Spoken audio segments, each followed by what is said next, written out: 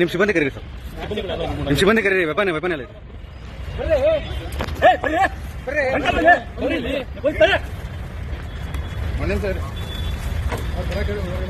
ಹೇಳಿದ ಬನ್ನಿ ಅಂತ ಹೇಳ್ತಾ ಇದ್ದೀನಿ. ನೀವು ಬರೀತಾ ನಾವು ಬರ್ತಾರೆ ಕತೆ ಹೇಳ್ತಾ ಇದ್ದೀನಿ. ಈಗ ನೀಡಿ